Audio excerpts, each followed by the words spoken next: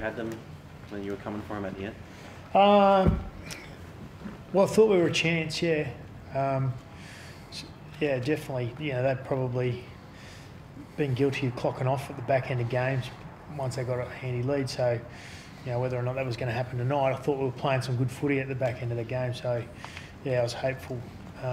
Even up to that last play, you know, was a chance for us. Yeah. Do you know why it might have taken that long, or is it just waiting? What's that? Do you know why it might have taken that long to play that kind of football, or was it just because they were lying all over them? I don't know. What do you think? No, I'm asking you. Yeah. 10-second play the ball was at the end. But anyway, it wasn't why we lost the game. Coaches often talk about completion rates, and you guys completed all but one set, and yet we're on the wrong end. Have you sort of ever been involved in a game, anything like that? Yeah, look, it was our ball control and our, yeah, that was pretty good tonight. I think we just probably, obviously defensively, we just didn't control their power game very well for periods, you know, particularly through the middle part, or at least the middle part of that second half. The game kind of got away from us a bit there.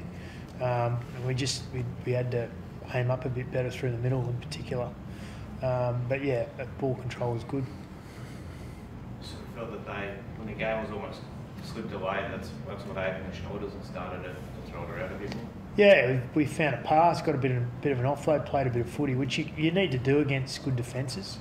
And we, you know, that was part of our plan to start with, but we just couldn't get it on through that middle part of the game. And as I said, defensively, we probably we weren't there during that period, but you know, it was good to see that the boys aimed up at the end, you know, towards the back end of the game, got themselves back into it.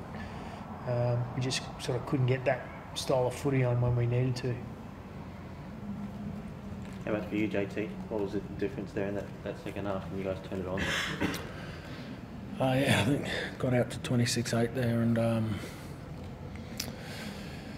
you know, there's only been, I think, one game where we've been blown away, and that was against Canberra. So you know, we showed some bit of character there to get ourselves back in the game, but like the rest of our season, was a little bit too late.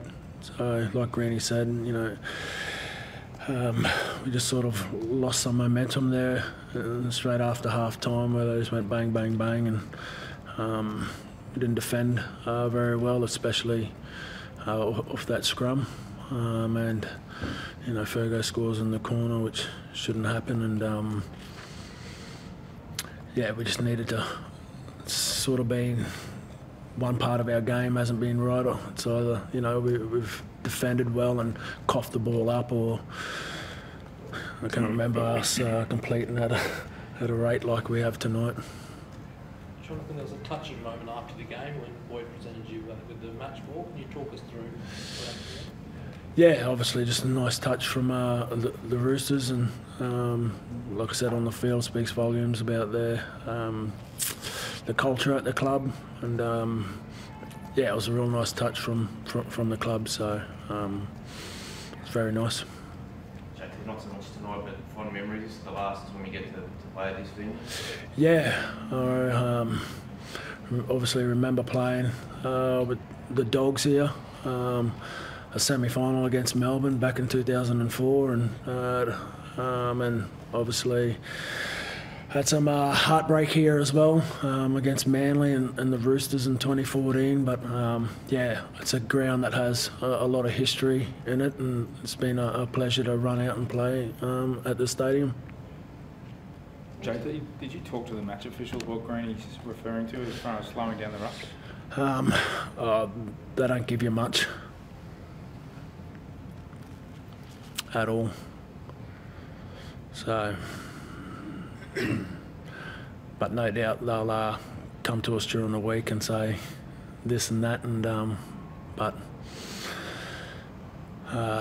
yeah, it's a little bit frustrating. Would that game feel reflective of your season, like just so close, just not quite able to close them out? Yeah, there's been plenty of games like that so far through the year. JT touched on it. we just can't sort of put the two good games together. We can't put our good defensive game with our good game in attack, and that's probably been how it is all year. So frustrating because we know it's there, but disappointing also. What about next week? I mean, that looms as a massive clash or whatever else. So I guess you look for things to motivate you this time of the year. That won't be a concern next week. Oh, I don't think so.